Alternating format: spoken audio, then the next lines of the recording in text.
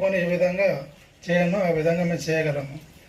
ఈ మధ్యలో మనకు ట్రాన్స్ఫారం దొంగతనాలు అవుతున్నాయి, ట్రాక్టర్ దొంగతనం అయింది. సీసీ కెమెరాలో మేము చేసే దానికంటే మనం ఉండేది పోలీస్ స్టేషన్లో ఒక 50 మంది మొత్తం టోటల్గా. మన కంప్లీట్లో 36 విలేజ్లు అంటే మనం రోజు కూడా అన్నిటికీ సరిగా చేయకపోవచ్చు. అదే ఒక సీసీ కెమెరా ఒక 100 మంది సమానంగా చేస్తుంది.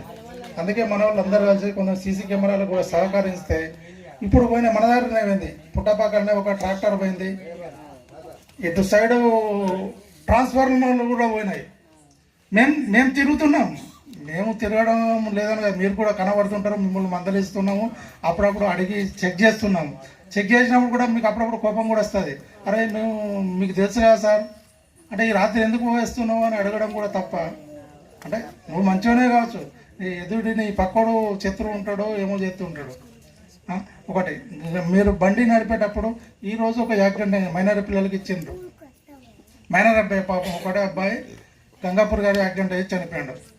అతనికి డ్రైవింగ్ లైసెన్స్ ఉండదు, బండికి ఇన్సూరెన్స్ ఉండదు. అవన్నీ లేకపోతే ఆయనకి వచ్చే బెనిఫిట్స్ రావు.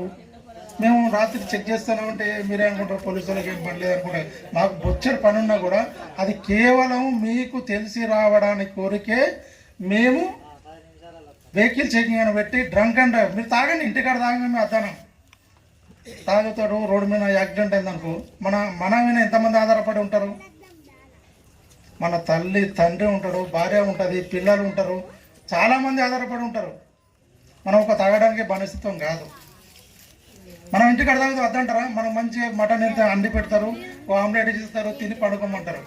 అదే అక్కడ తాగుతూ నువ్వు వచ్చేదాకా నీ కొరకు ఎదురు చూడాలా? ఎదురు చూస్తారా చూడరా?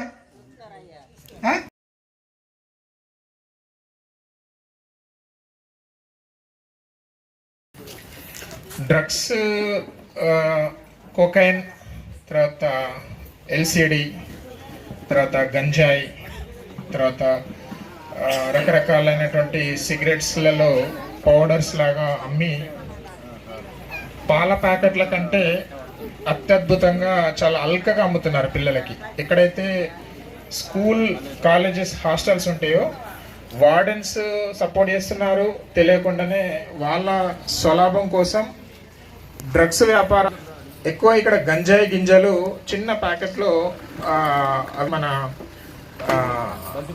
బంతిపూ విత్తనం లాగా ఉండి పెసరి అవి మొలకల్లాగా చిన్న ప్యాకెట్లలో పెట్టి అమ్మేస్తారు. అవి చాలా జాగ్రత్త, మీరు ప్రతి పిల్లాడి బ్యాగులు చెక్ చేయాలి.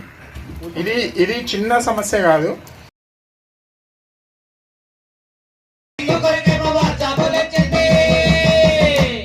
మరి చదువుకేమో పంగనామాలు పెట్టింది.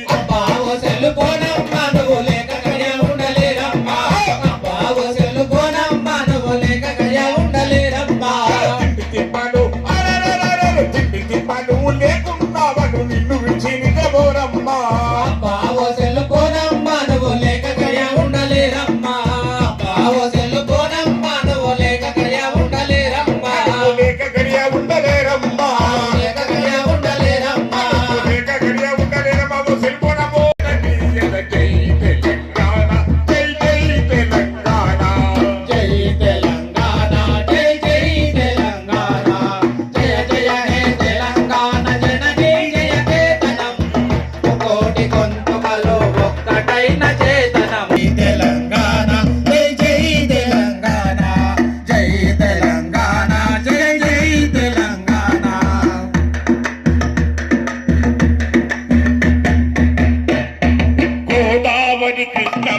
మన